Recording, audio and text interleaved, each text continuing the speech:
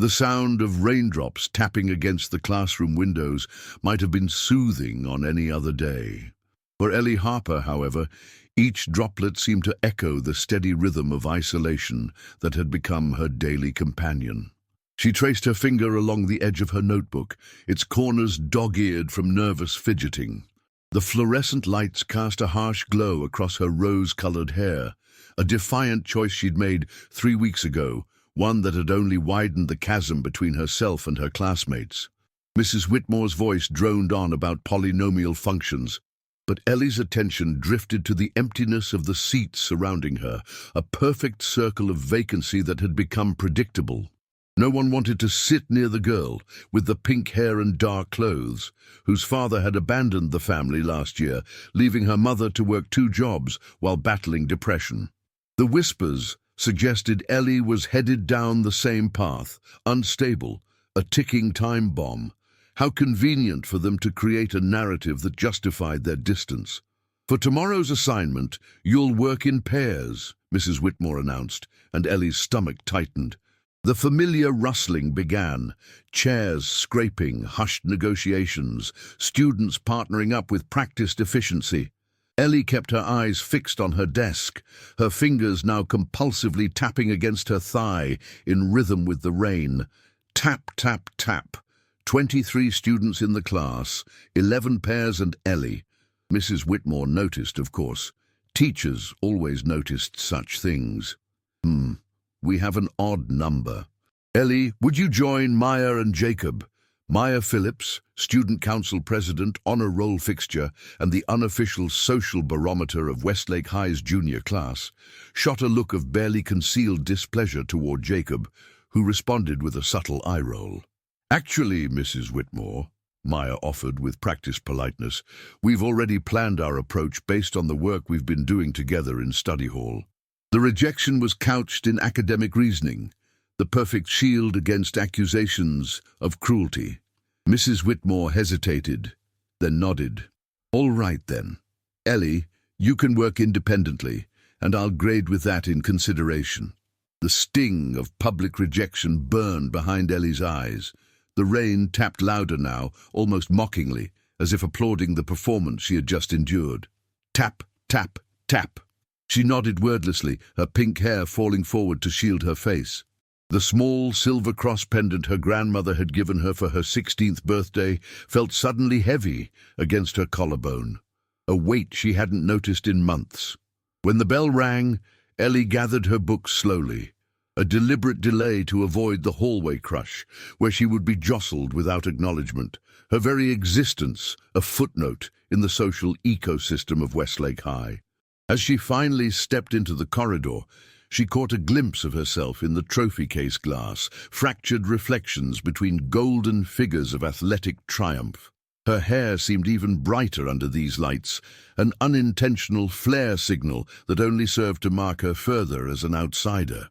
The rain had intensified by dismissal time, falling in sheets that transformed the school parking lot into a miniature lake of reflections. Students huddled beneath umbrellas or made mad dashes to waiting cars and buses. Ellie had neither an umbrella nor a ride. Her mother's evening shift at the hospital meant a long walk home in the downpour. She stood beneath the overhang, watching droplets bounce off the asphalt like tiny crystal explosions. The scent of rain-soaked earth rose up, fresh and alive, contrasting with the dead weight in her chest. Tap, tap, tap, tap. Water drummed against metal gutters, keeping time with her thoughts, waiting for someone.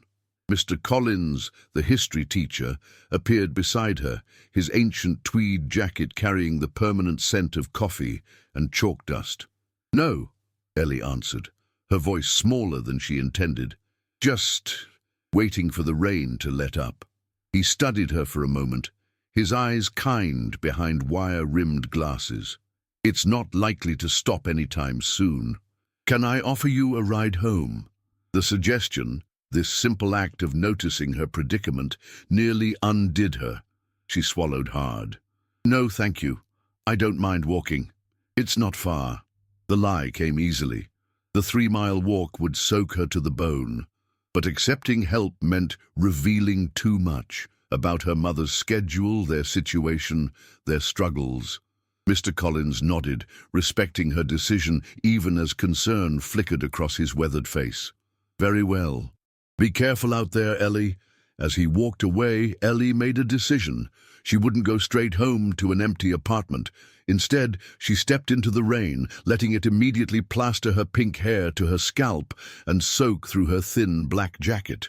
The cold penetrated quickly, but there was something cleansing about surrendering to the elements, as if the rain might wash away the day's humiliations. She walked downtown, past the shops and cafes where her classmates would gather, laughing over hot drinks while their lives unfolded in easy choreography. The cross pendant bounced gently against her chest with each step, a tiny metronome keeping time with the rain's rhythm. Tap, tap, tap. It was near the public library that she first noticed him.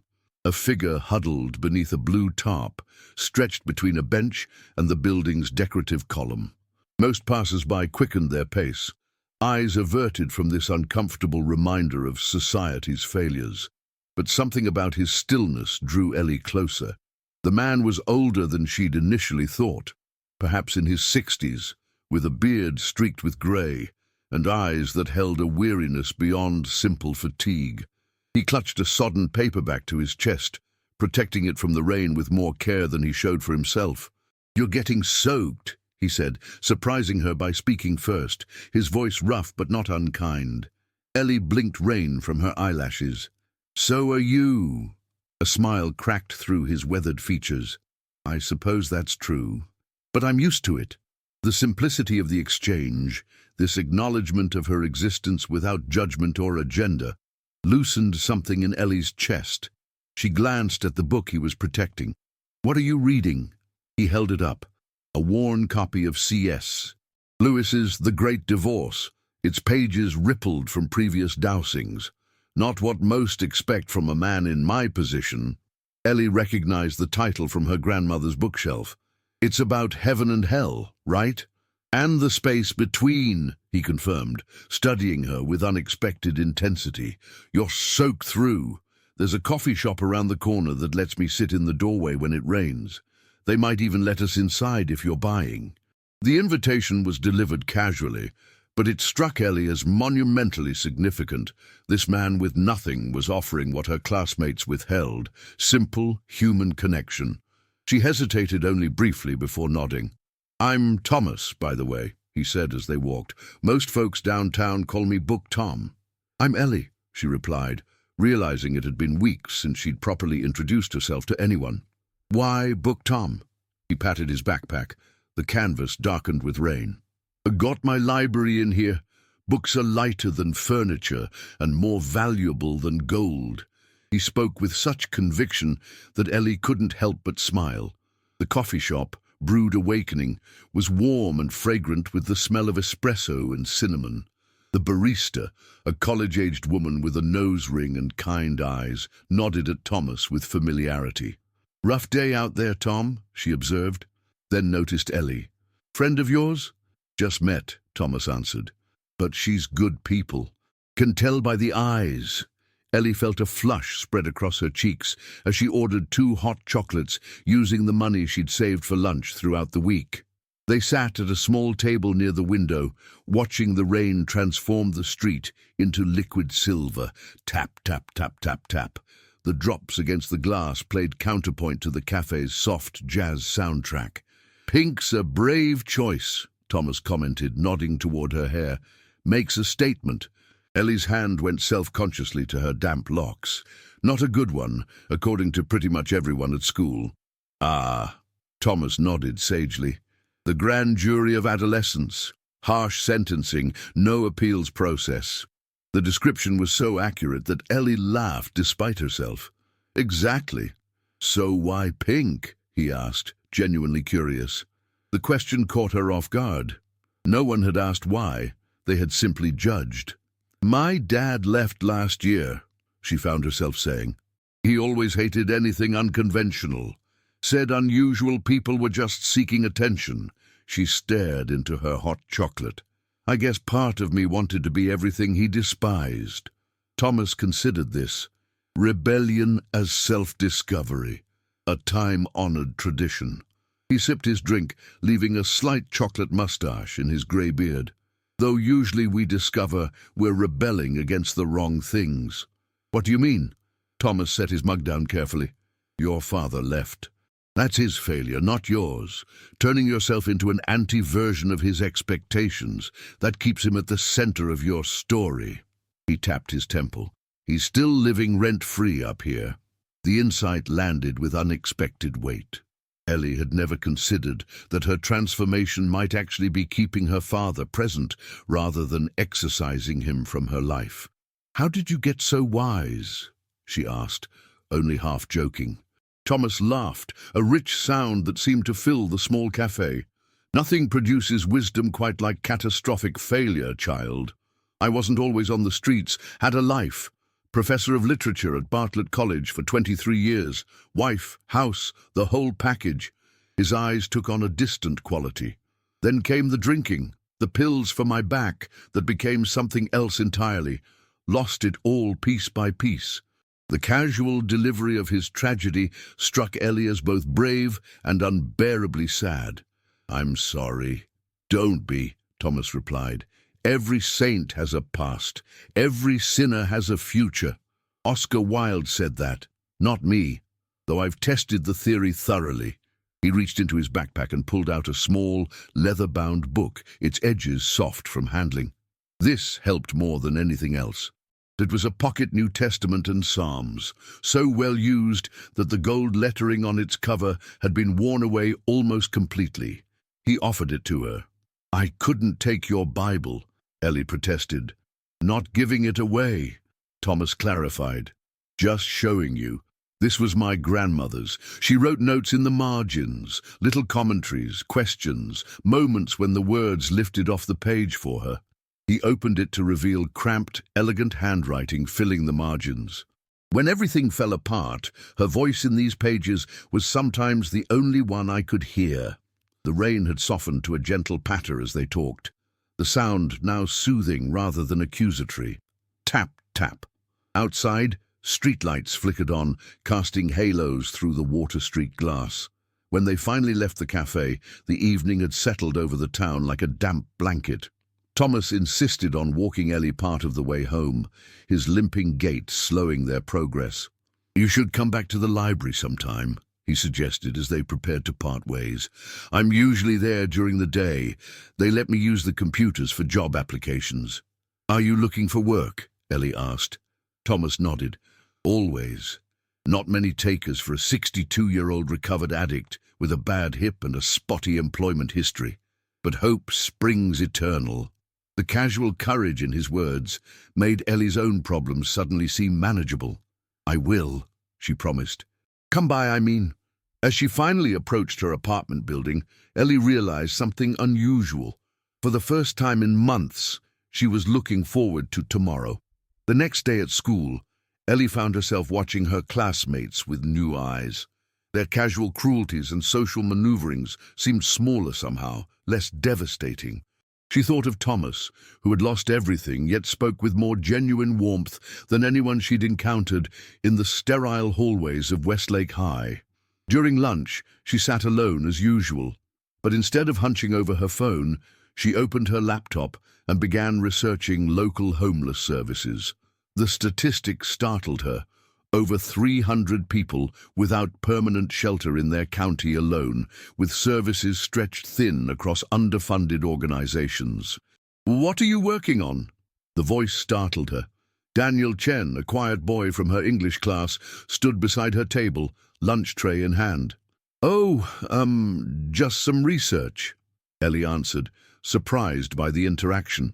Daniel nodded toward the empty seat across from her. "Mind if I sit? The cafeteria's crowded." It wasn't really, but Ellie appreciated the pretense. "Sure." As Daniel settled in, Ellie noticed Maya and her friends watching from across the room, whispering behind their hands. The familiar heat of embarrassment crept up her neck. "They're talking about me sitting here," Daniel said matter-of-factly, following her gaze. "They do that a lot." "Talk about you?" Ellie was surprised. Daniel was virtually invisible in the social hierarchy, neither bullied nor celebrated. My mum's the janitor here, he explained simply. Works nights. Sometimes she comes to empty the trash while I'm still in class. He shrugged. Apparently that's grounds for social quarantine. The revelation that Daniel understood isolation, that he had his own version of it, created an immediate bridge between them. That's ridiculous, Ellie said. Your hair is really cool, by the way, Daniel offered. Pink suits you. The compliment, delivered without agenda, brought an unexpected smile to Ellie's face. Thanks. As they ate, Ellie found herself telling Daniel about Thomas and her discovery of the homeless situation in their community. Daniel listened attentively, occasionally offering insights from his own observations. My mom sees them sometimes when she gets off work early in the morning, he said. Says they sleep in the park, across from the library. The police chase them off around 6. By the end of lunch, they had begun formulating an idea, a school project focused on homelessness awareness and support. Daniel's quiet practicality complemented Ellie's growing passion for the issue. We should talk to Mr. Collins, Daniel suggested. He advises the Community Service Club. Maybe they could help. For the first time in months, Ellie felt a spark of purpose ignite within her. Her hand unconsciously went to the cross pendant at her neck, fingers tracing its shape. Over the next week, Ellie visited Thomas at the library almost daily. She brought him sandwiches and listened to his stories about literature, his former students, his estranged daughter in Seattle. In return, he helped her and Daniel refine their project idea, offering insights that only someone with his experience could provide. The problem isn't just shelter or food, he explained one rainy afternoon, the familiar tap-tap-tap of droplets against the library windows punctuating his words. It's dignity, invisibility, is the real killer. When Ellie and Daniel presented their proposal to Mr. Collins and the Community Service Club, they focused on this aspect. We want to create a street stories project, Ellie explained, her voice gaining confidence as she spoke. Interviews with homeless individuals in our community, sharing their experiences, their paths to homelessness, their needs and hopes. To her surprise, the club members responded with enthusiasm. Even Maya, who was vice president of the club, seemed grudgingly impressed by the presentation. Where did you get this idea? Mr. Collins asked afterward, his eyes thoughtful behind his glasses. From a friend, Ellie answered, uncertain how to describe Thomas. The project gained momentum quickly. Principal Richards approved it as an official school initiative, even offering modest funding for printing costs and transportation. What had begun as a personal connection was evolving into something larger. Not everyone was supportive, however. When Ellie's mother discovered how she'd been spending her afternoons, her reaction was immediate and fierce. "You've been doing what?" she demanded, her face pale with alarm. "Hanging around homeless people? Ellie, do you have any idea how dangerous that is?" "Mom, it's not like that," Ellie protested. "Thomas is just a regular person who's had bad luck." "And how do you know he isn't going to rob you, or worse?" her mother countered, fear making her voice sharp. "I'm working myself to exhaustion to keep a roof over our heads, and you're taking risks like this." The accusation cut deep. "That's exactly why I'm doing this," Ellie shot back. "To help people who don't have what we have, even when it feels like we have nothing." Her mother's expression hardened. "I'm forbidding you from continuing with this. No more visiting this man, no more homeless project." "You can't do that," Ellie said, feeling her newfound purpose slipping away. "The school has already approved it. Mr. Collins is supervising." "Then I'll call the school," her mother threatened. "I'll explain that my minor daughter has been allowed to engage in dangerous activities without proper parental consent." The argument escalated until Ellie retreated to her room, slamming the door with a force that sent a picture frame crashing to the floor. The glass shattered across a family photo taken before her father left, the three of them smiling on a beach, a perfect tableau of a lie. That night, lying in bed listening to the rain that had returned with the darkness, Ellie made a decision. She would continue the project with or without her mother's blessing. The familiar tap, tap, tap against her window seemed to affirm her resolve. The next day, she and Daniel met with Thomas at the library as planned. They were setting up recording equipment borrowed from the school's media lab when the library's security guard approached. "Are you Ellie Harper?" he asked, his expression stern. Ellie nodded, a sinking feeling in her stomach. "Your mother called. Said you're not supposed to be here." His gaze shifted to Thomas, who sat very still, his eyes downcast. "And you're not supposed to be talking to this individual." The public humiliation burned through Ellie. Thomas slowly gathered his few belongings. "It's all right," he said quietly. "I understand how it looks." "No, it's not all right," Ellie insisted, anger rising in her throat. "We're working on a school project. This is educational." The guard remained unmoved. "I have my instructions. You need to come with me to call your mother, or I'll have to report this." Daniel looked between them, helplessly. "Maybe we should just reschedule," he suggested. "There won't be a reschedule," the guard said firmly. "The library director has also been contacted. This gentleman," he nodded toward Thomas, "has been spending too much time here without clear purpose. He's been asked not to return for a while." The injustice of it all hit Ellie like a physical blow.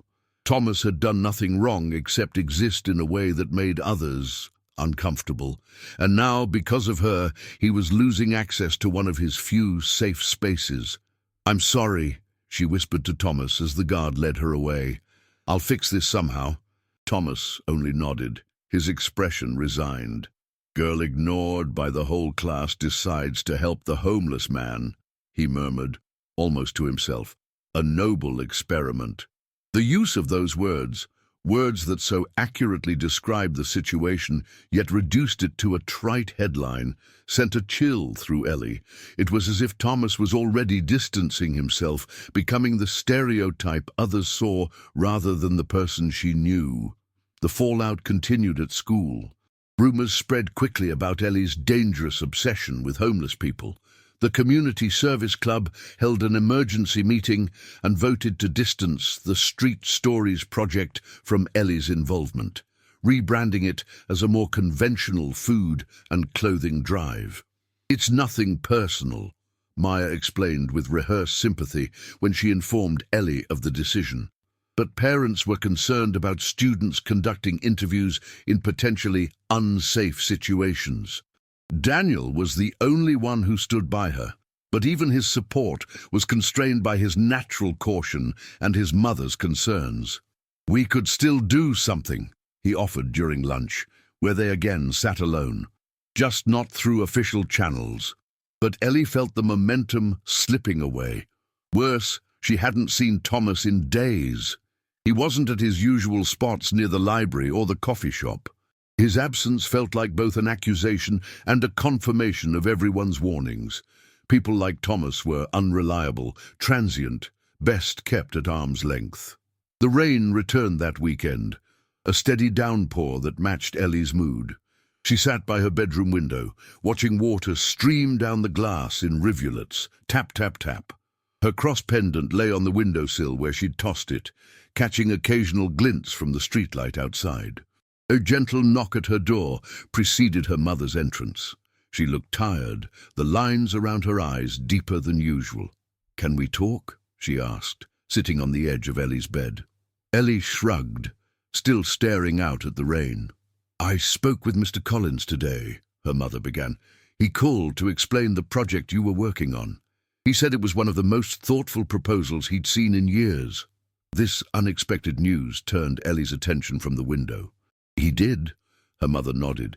"He also said you'd been very responsible, meeting in public places, bringing a classmate, checking in regularly."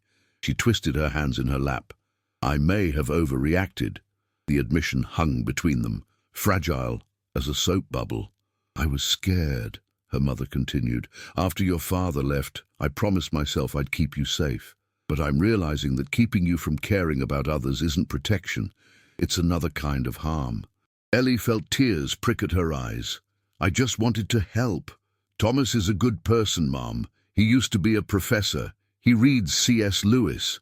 Her mother's smile was sad. Mr. Collins mentioned him, said he recognized him from the college years ago. She reached for Ellie's hand.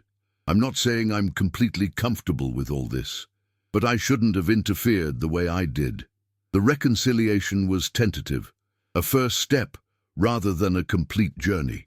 But it was enough for Ellie to feel hope stirring again. Would you help me find him? She asked. Thomas, I mean. He's disappeared, and with this weather.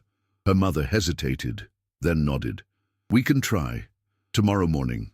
They spent Sunday driving through town, checking places Thomas had mentioned frequenting, the park, the community centre, the church with the free Sunday breakfast. The rain continued, gentler now, but persistent, tapping against the car roof like a muted drumbeat. Tap, tap, tap. It was Daniel who eventually located Thomas. He called Ellie late Sunday afternoon. My mom found him, he said, his voice tight with concern. He's at St. Mary's Hospital. She was cleaning there and recognized him from the description. He has pneumonia. Ellie and her mother arrived at the hospital 20 minutes later. They found Thomas in a bed in the emergency department, oxygen tubing in his nose, his normally animated face drawn and grey.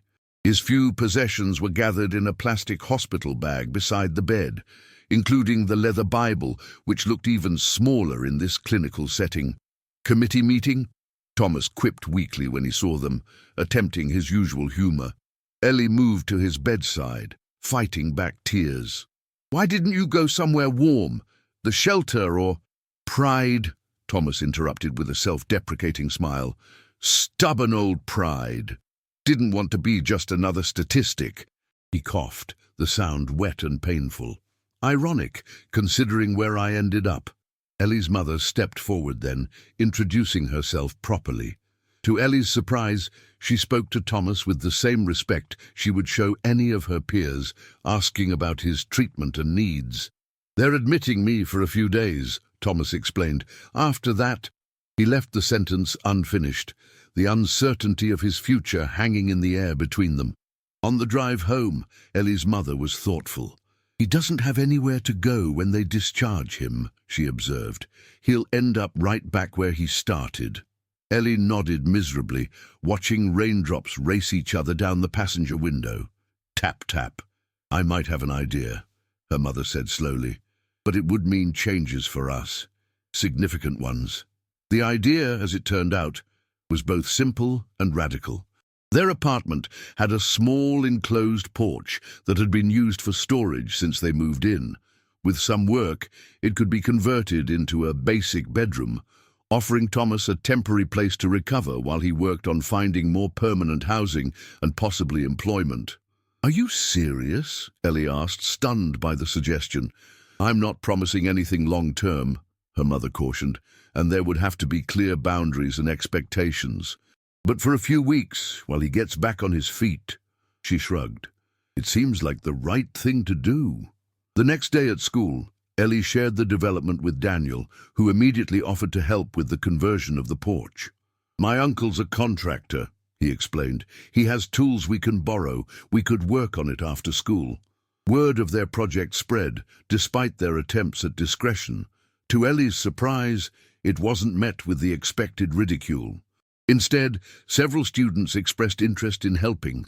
Is it true your mum is letting a homeless guy stay at your place? Maya asked during history class, her tone more curious than judgmental.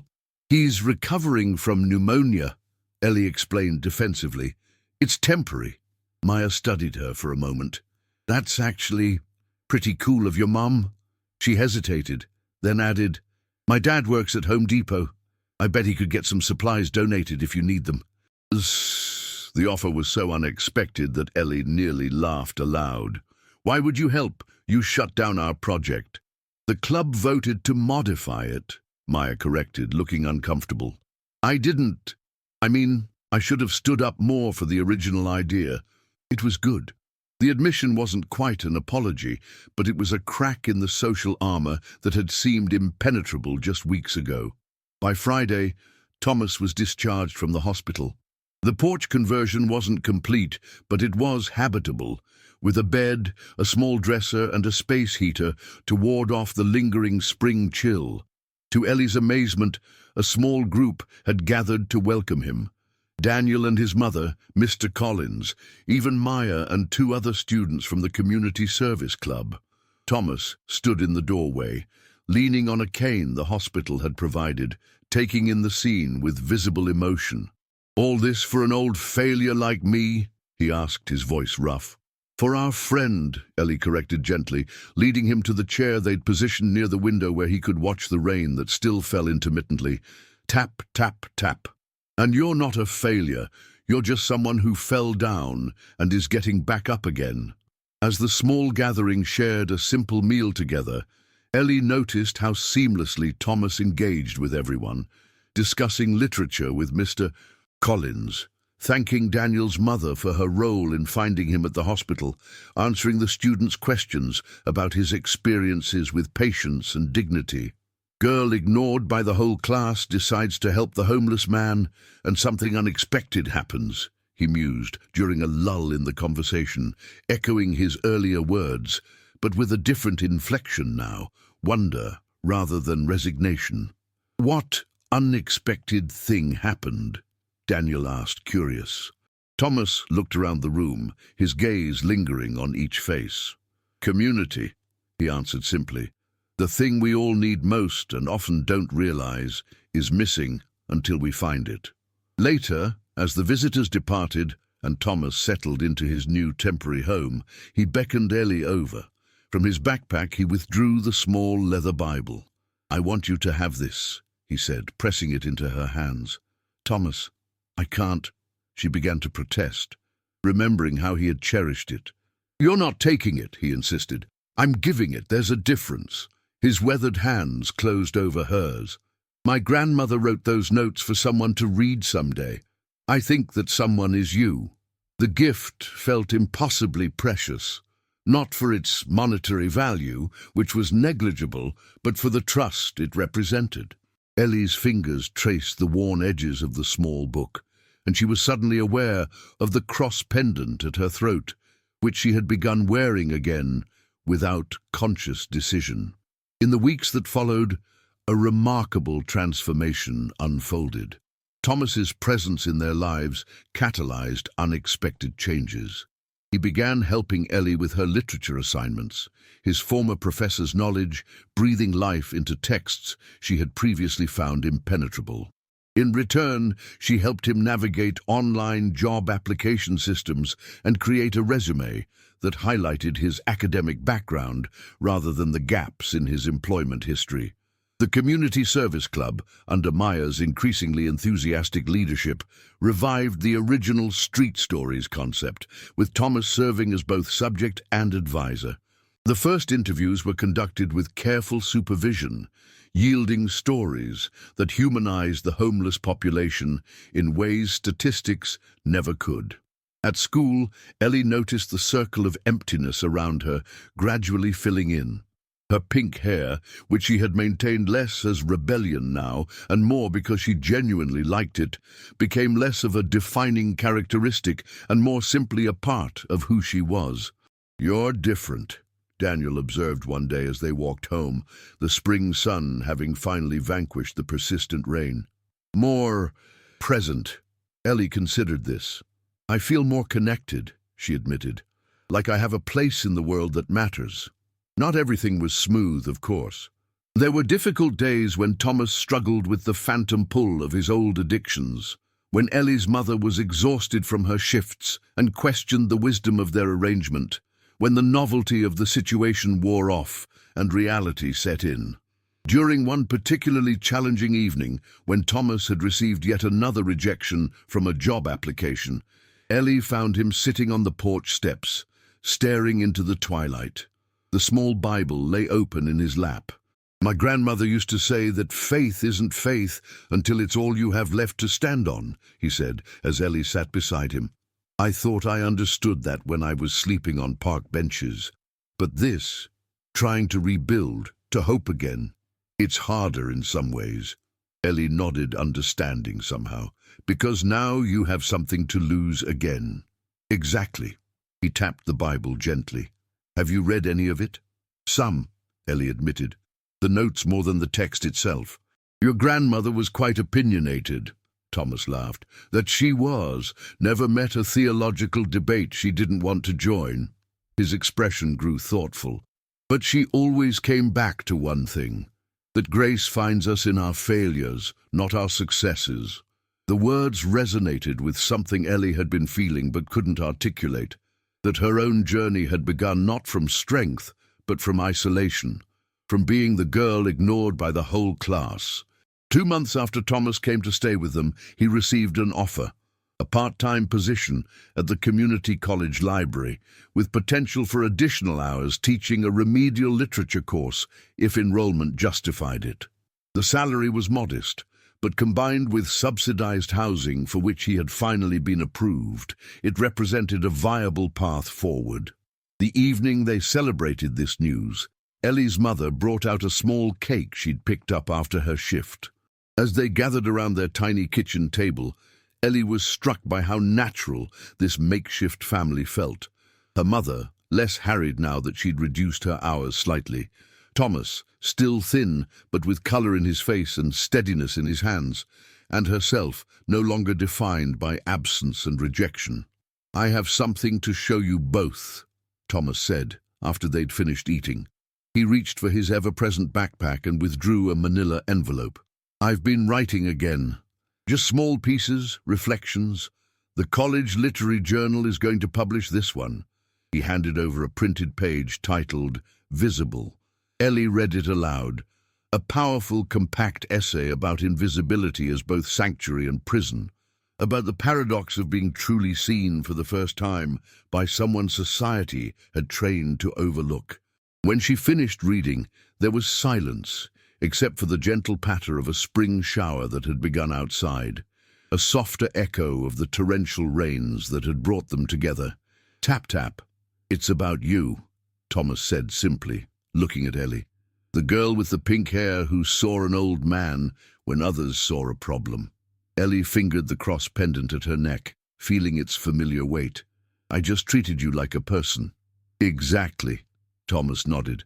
"The most Christian act there is, though many who claim the faith forget it." The following weekend, they helped Thomas move into his new apartment, a small efficiency in a building dedicated to transitional housing. The space was basic but clean, with a window overlooking a community garden. Daniel and his mother came to help, as did Mr. Collins and several students from what was now called the Community Connections Project. As they arranged his few belongings, Ellie placed the C.S. Lewis book that had started their friendship on the small bedside table. "Not the Bible?" Thomas asked, noticing. Ellie smiled. "You gave that to me, remember? Besides, this one," she tapped, "The Great Divorce, is where our story began." When everyone else had left, Ellie lingered, suddenly reluctant to leave this man who had changed her life so profoundly. "This isn't goodbye," Thomas assured her, reading her expression. "It's just a new chapter." Ellie nodded, blinking back unexpected tears. "I know, it's just, I was so alone before, and now you never will be again," Thomas finished for her. "That's the thing about genuine connection. Once experienced, it can't be unfelt. Even when physically apart, we carry each other." He touched the cross pendant at her neck lightly. "Faith, hope, love, but the greatest of these is love. Not the greeting card version, but the real thing, seeing another soul clearly and honoring what you see." On Monday morning, Ellie walked into Westlake High with a different posture than she'd had 3 months earlier. Her pink hair was pulled back in a practical ponytail, and she wore the cross pendant visibly over her shirt rather than hidden beneath it. The seat beside her in first period was no longer empty. Daniel had claimed it weeks ago, and now Maya slid into the one on her other side. "How did the move go?" she asked, her former social guardedness notably absent. "Good," Ellie replied. "He's already talking about hosting a small reading group there once he's settled." "That's cool," Maya said, and seemed to genuinely mean it. "Hey, we're meeting after school to finalize the presentation for the town council. You're still coming, right?" Ellie nodded, still sometimes surprised by her inclusion. The Community Connections project had expanded beyond its original scope, now addressing broader issues of isolation and belonging among various marginalized groups. Their work had attracted attention from local officials interested in implementing some of their recommendations. As Mrs. Whitmore began the lesson, a soft rain started outside, droplets catching the morning light as they tapped against the classroom windows. Tap, tap, tap. The sound no longer felt like an accusation to Ellie, but rather a reminder of connection, of unexpected grace found in the most unlikely circumstances. She opened her notebook and, in the margin, wrote a quote from Thomas's grandmother that she had found in the little Bible. "We are all homeless until we find where we truly belong." The pink-haired girl, once ignored by the whole class, now sat surrounded by peers who had learned to see beyond appearances. The homeless man, who had seemed to represent failure and caution, had become a teacher of resilience and dignity.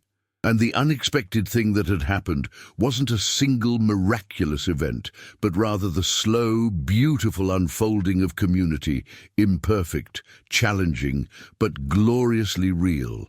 Outside, the rain continued its gentle rhythm, washing the world clean for another day of possibility.